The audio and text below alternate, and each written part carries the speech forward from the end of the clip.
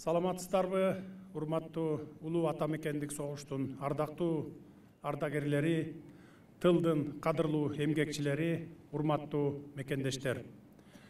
Быйыл улуу ата мекендик согуштагы улуу жеңишке 77 жыл толду. Улуу жеңиш эрдиктин, каармандыктын жана кайраттуулуктун символу болуп калган бүткүл элдик майрам. Сиздерди бүгүнкү жеңиш майрамыңыздар менен чын жүрөктөн куттуктаймын. Бул күндө биз жыл сайын келечек муундун бейпил жашоосу үчүн улуу ата мекендик согуштагы кам майданда ажалга тике карап салгылашкан жана тылда бардыгы фронт үчүн деген ураан астында тыным албай эмгектенген аталарыбыздын, апаларыбыздын эстен кеткис эрдиги менен каармандыгын эскерип келебиз. Биз кийинки муун кайсы убакта, кайсы жерде болбосун, кан майданда курман болгондорду эскерип, ардагерлерибиздин алдында башыбызды ийип, тылдын эмгекчилерине ыраазычылыгыбызды билдиребиз. Бейпил турмуш, эркин жашоо, жаркын келечек үчүн кан төккөн ата-бабаларыбызга ар убак милдеттүү экенибизди унутууга акыбыз жок. Уважаемые кыргызстанцы, дорогие ветераны Великой Отечественной войны и труженики тыла! В этом году мы отмечаем 77-ю годовщину победы в Великой Отечественной войне 1941-1945 годов. От всего сердца поздравляю вас с Днем Победы. День Победы – это всенародный праздник, ставший символом воинской доблести, мужества и славы.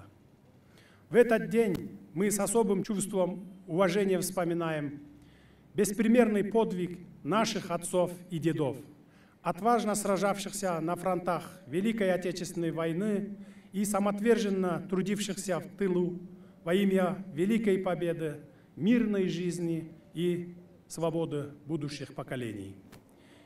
Имена воинов-кыргызстанцев золотыми буквами вписаны в истории Великой Отечественной войны. Вечная память о великом их подвиге навсегда сохранится в наших сердцах и будет вдохновлять нас на новые свершения во имя дальнейшего развития любимой Родины. Мы склоняем голову перед ветеранами, отдаем дань памяти павшим в боях и выражаем благодарность труженикам тыла. Мы не имеем права забывать тех, кому обязаны своей жизнью и своей свободой. Урматтуу мекендештер, улуу жеңишке жетүүдө биздин аталарыбыздын, апаларыбыздын салымы зор деп башыбызды бийик көтөрүп, сыймыктануу менен айта алабыз. Алардын өлбөс өчпөс эрдиктери, атуулдук ар намыстын эң жогорку үлгүсү катары эч качан эстен чыкпайт. Кыргызстандык жоокерлердин даңазалуу эрдиктери жүрөгүбүздүн түпкүрүндө сакталат. Улуу ата мекендик согушка 360 миңден ашык кыргызстандык катышып, алардын 150 миңден ашууну көрсөткөн эрдиги жана баатырдыгы үчүн мамлекеттик сыйлыктарга татышкан.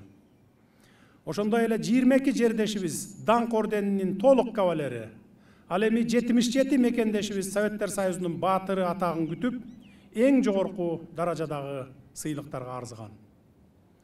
Согуш деген согуш, тилекке каршы 100 миңден ашуун жердешибиз кам майданда курман болуп, көптөрүнүн дайыны чыкпай калган. Анткени менен канча мезгил өтсө дагы ата-бабаларыбыз бүткүл адамзатты фашизмдин туткунунан куткарып, өз өлкөсүнүн жана жер шарынын элдеринин бактысы үчүн курман болгондугун эч ким эч качан унутпайт. Тилекке каршы жыл өткөн сайын кан күйгөн согушта ар бир демин ата мекенге арнап, бизге чыныгы жеңишти тартуулаган ардагерлерибиздин катары суюлууда. Аларга майрам күнү гана көңүл бурбастан, дайыма кам көрүү биздин милдетибиз. Урматтуу согуштун жана тылдын ардагерлери, сиздердин фронттогу баатырдыгыңыздар, тылдагы кайратман эмгегиңиздер үчүн дагы бир жолу башымды ийип таазим кыламын.